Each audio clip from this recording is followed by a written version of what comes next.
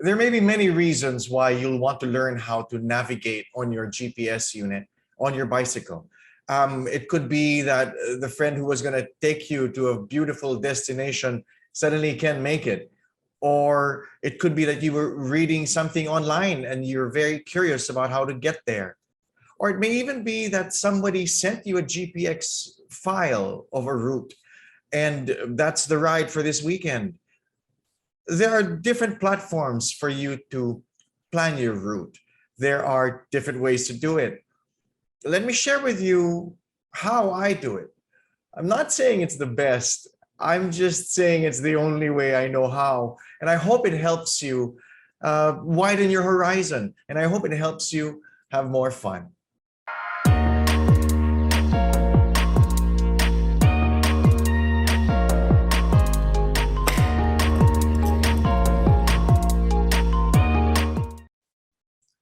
If you're enjoying John Bikes, or if it's your first time here, please like, subscribe, and hit the notification bell. It really helps the channel. Let's begin. Let's talk about creating a route. And let's begin with using a GPX file that was sent to you. Now, when you receive a GPX file, it's very important to do the first step, which is to save it in your hard drive. Whatever which way you do it, as long as you make sure you know how to find it when you look into the folders of your computer. For example, you've already received one, and here we are on the Strava page. We'll begin by using Strava to create a route using a file that was sent to me. On the page, on your landing page, you will have to the top right beside your profile a drop-down menu. And here, we will create a route. The first page of any routing software is usually a map. Now let's look up here on the right-hand side where it says Upload GPX. Gives you that button to press. With that, you will find the GPX file that you already saved. We will upload it into Strava, and Strava uses that file to create this route. It maps it for you, and it even shows the different type of surfaces that you will traverse. On the lower bottom, you can click to see the elevation profile and the surface leading up to that profile. As you move on the elevation chart below, if you look above, there is also a blue dot identifying where you are on the route while you are on this elevation. Can you see that?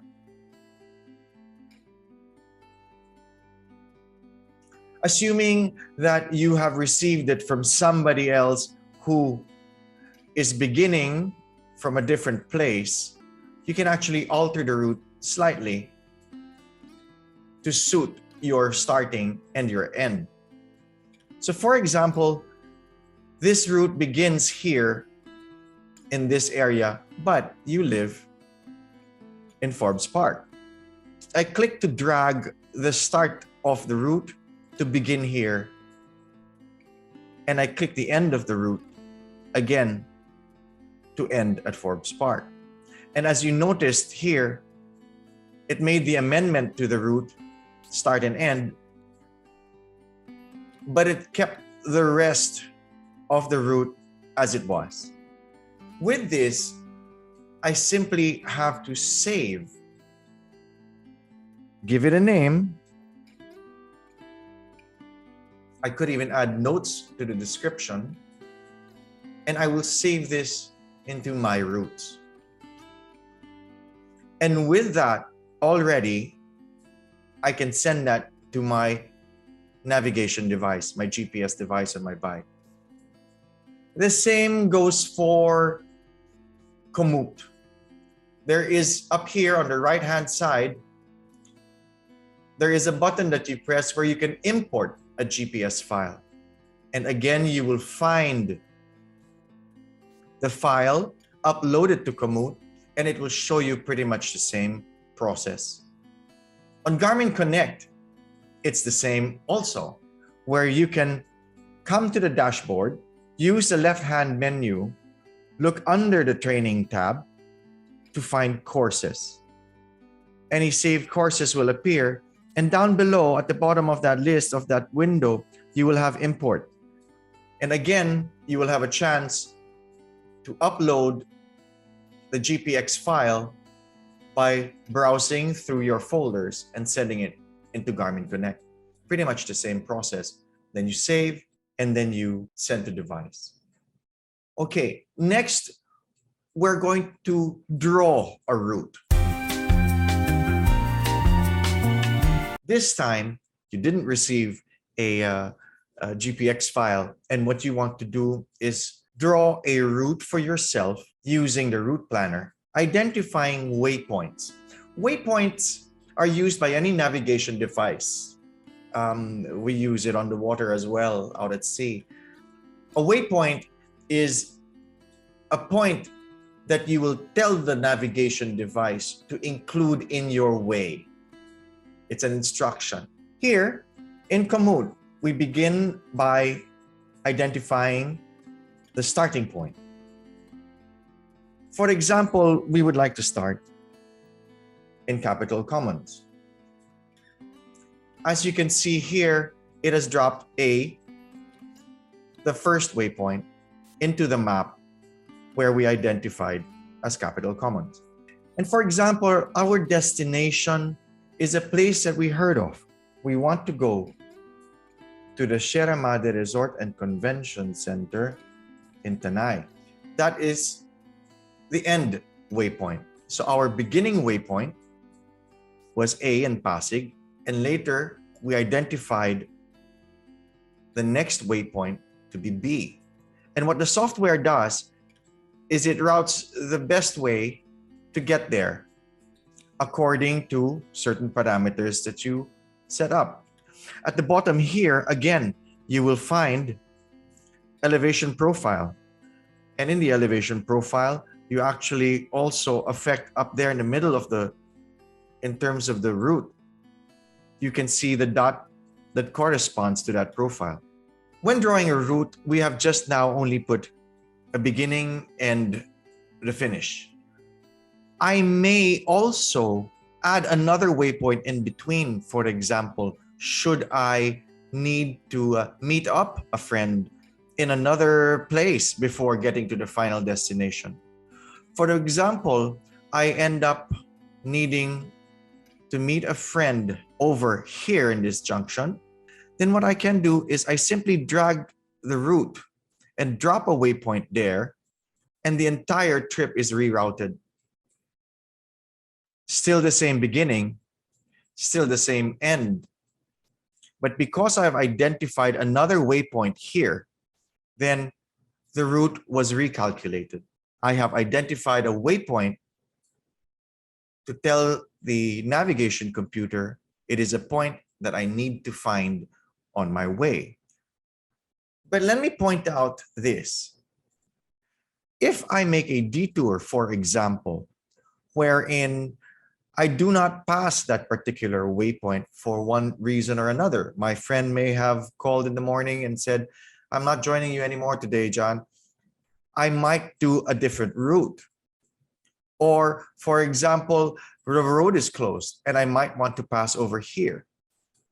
The difficulty of dropping that waypoint is it is a commitment for the computer to navigate you back to it. If you take a detour here, it won't tell you to continue to the right. It will tell you to go back to the waypoint first and fulfill that before heading back to the final destination. And that's a little nuance that I found when I was using these routing softwares, is that you must be careful about the waypoints that you drop.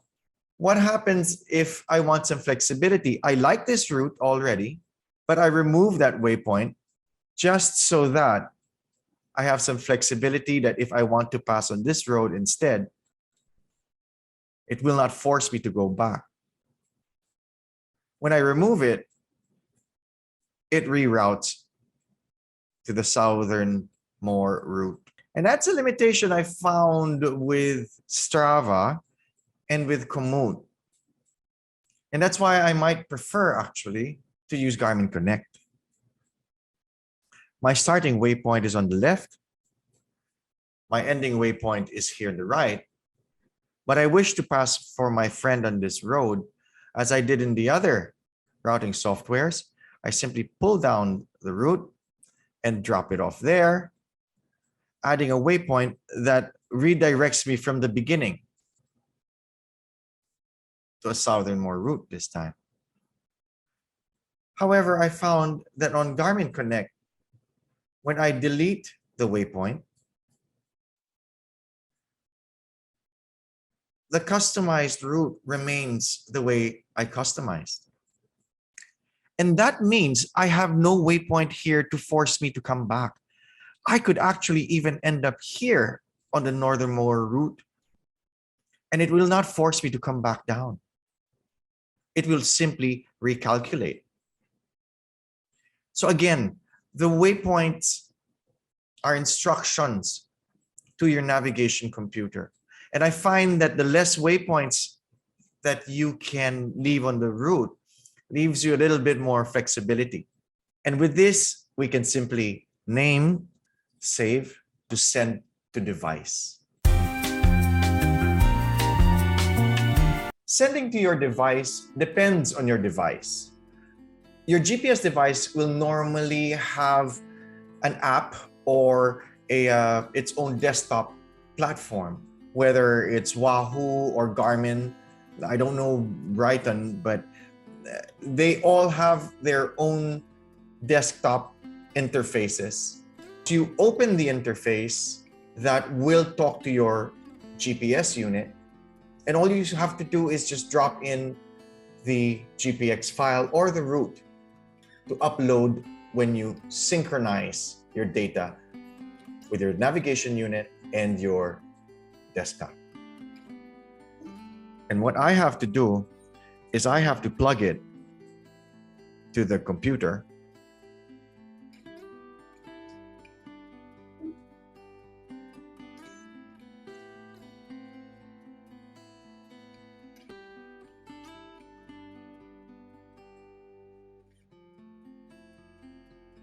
And once the GPS unit switches to USB mode, receiving data from a cable,